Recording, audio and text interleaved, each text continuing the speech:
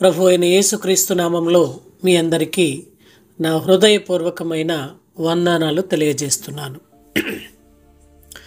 గడిచిన కాలమంతా తన మహోన్నతమైన కృపచేత మనలను నడిపించి తన యొక్క రెక్కల నీడలో మనల్ని భద్రపరిచి సజీవులుగా మనల్ని ఉంచి ఈ రోజున దేవుడు మనకు అనుగ్రహించినందులకు దేవునికి కృతజ్ఞతాస్తుతులు చెల్లిస్తున్నాను.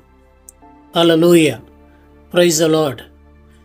ఈరోజు దేవుని వాగ్దానము పరిశుద్ధ గ్రంథము నుండి మలాకీ గ్రంథము 4వ అధ్యాయము 2వ వచనం. అయితే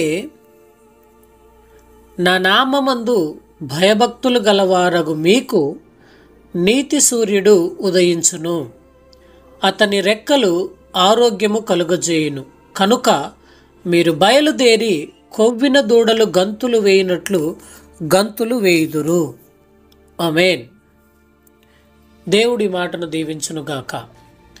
ఈ మాటను మనం గమనించినట్లయితే, నా నామమందు భయభక్తులు గలవారకు మీకు నీతి సూర్యుడు ఉదయించును, అతని రెక్కలు ఆరోగ్యము కలుగజేయును. ఇది దేవుడు స్వస్థత వాగ్దానం మనకు ఇచ్చి ఉన్నాడు. మహిమ కలిగిన మన ప్రభువు తన మొదటి రాకడలో ఈ వాగ్దానం నెరవేరింది. అయితే దాని సంపూర్ణ నెరవేర్పు ఆయన 2వ రాకడలో జరుగుతుంది. ఈ కృపావాక్యము మన అనుదిన జీవిత అవసరత కొరకు వ్రాయబడింది. నీకు ఇప్పుడు చీకటిగా అనిపిస్తుందా? రాత్రిళ్ళు కటిక చీకటి ఆవరిస్తుందా? అయినా నీవు నిరాశ చెందనక్కర్లేదు. ఎందుకంటే ప్రతి ఉదయం సూర్యుడు మన మీద ఉదయిస్తాడు. రాత్రి కటిక చీకటి ఆవరించి ఉన్నప్పుడు ఉదయం సమీపింపగానే ఉన్నట్టు మనం అర్థం చేసుకోవాలి. ఉదయించే ఆ సూర్యుడు ప్రత్యేకమైనవాడు. ఆయనను పోలిన సూర్యుడు ఎవరు ఎక్కడా లేడు. ఆయన నీతి సూర్యుడు. ఆయనే మన ప్రభువైన యేసుక్రీస్తు. ఆ నీతి సూర్యుని ప్రతి కిరణం చాలా పరిశుద్ధమైనది, ఎంతో తేజస్సు కలిగినది. ఆయన మనకు సంతోషాన్ని అనుగ్రహిస్తాడు, మన ఎడల న్యాయం కనికరం చూపిస్తాడు, ధర్మాన్ని నెరవేరుస్తూ రక్షణ కలుగజేస్తాడు. యేసుక్రీస్తు మన ఎడల తన ప్రేమను ఎలా చూపించాడో అలాగే తన పరిశుద్ధతను కూడా చూపిస్తాడు. ఆయన తన నీతితో మనలను నీతిమంతులుగా చేసి అపరాధ భావన నుండి మనకు విడుదల కలుగజేస్తాడు. అప్పుడు మన జీవితం చాలా భద్రంగా, ఆనందమయంగా, సంతోషంగా ఉంటుంది. ఆయన యొక్క రెక్కల నీడలో నీకు విశ్రాంతిని కలుగజేస్తాడు. ఆయన రెక్కలు మనకు ఆరోగ్యము కలుగజేస్తాయి. ఆయన తన నీతితో మనలను నీతిమంతులుగా చేస్తాడనే ఆ భావన చాలా ఉన్నతమైనది. ఇప్పటి వరకు పాపభీతిలో నీవు ఉన్నట్లయితే ఆయన రెక్కలు నిన్ను నీతిమంతులుగా చేస్తాయి అనే భావనను నీవు కలిగి ఉండవచ్చు. సజీవుడైన దేవుని ఎడల మనకు అచంచలమైన గౌరవం ఉందా?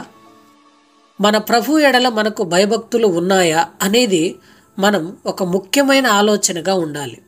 ఆయన మార్గాల్లో మనం నడుస్తున్నామా? అలా అయితే మన రాత్రి నిడివి తక్కువగా ఉంటుంది. ఉదయం వచ్చేటప్పుడు వ్యాధి బాధలు, దుఃఖం శాశ్వతంగా తొలగిపోతాయి. వెలుగు ప్రకాశిస్తుంది. దయ కలిగిన హృదయం, సంతోషం, స్పష్టమైన దర్శనం మనకు కలుగుతాయి. అప్పుడు ప్రతి వ్యాధికి స్వస్థత కలుగుతుంది. అది ఎంతటి రోగమైనను, ఎంతటి బాధ అయినను, ఎంతటి వేద అయినను దాని నుండి నీవు విడుదల పొందుతావు. యేసుక్రీస్తు మన మీద ప్రకాశిస్తూ ఉన్నాడా? ఆ యొక్క తేజస్సులో మనం కూర్చోవాలి. ఆయన తన ముఖాన్ని దాచుకున్నాడా? అయితే ఆయన ఉదయించే వరకు కనిపెడదాం. ఆయన నిన్ను కనికరించే వరకు నీవు పోరాడాలి. యాకోబు దేవునితో పోరాడాడు. ఇదిగో నీవు నన్ను ఆశీర్వదించే వరకు నేను నిన్ను విడువను అని తను దీవించేంత వరకు కూడా పోరాడాడు. నిజంగా ఇది చాలా గొప్ప మాట. ఆయన మామూలు సూర్యుడు ఎంత ఖచ్చితంగా ఉదయిస్తాడో నీతి సూర్యుడైన యేసు క్రీస్తు కూడా అంతే ఖచ్చితంగా మన మీద ఉదయిస్తాడు. ఆయన ఉదయించిన క్షణమున మనలో ఉన్న దుఃఖము, నిరాశ, నిస్పృహలు, వేదన, రోదన, బాధలు అన్నీ కూడా ఆ క్షణమే ఆ వెలుగు చేత తొలగించబడతాయి. ఈరోజు ఈ ఉదయకాల సమయంలో ఆయన రెక్కలు నీకు ఆరోగ్యం కలుగజేస్తాయని నీవు నమ్మినట్లయితే నీ పైన నీతి సూర్యుడు ఉదయించినప్పుడు నీలో ఉన్న ప్రతి రోగము, ప్రతి వేదన, ప్రతి బాధ తొలగిపోతాయి. కాబట్టి దేవుణ్ణి ఆశ్రయించినట్లయితే ఆయన మన పైన ఉదయిస్తాడు. మన పైన ఆయన ఉదయించినప్పుడు నిజముగా నీవు ఎక్కడ లేని సంతోషాన్ని నీవు పొందగలుగుతావు.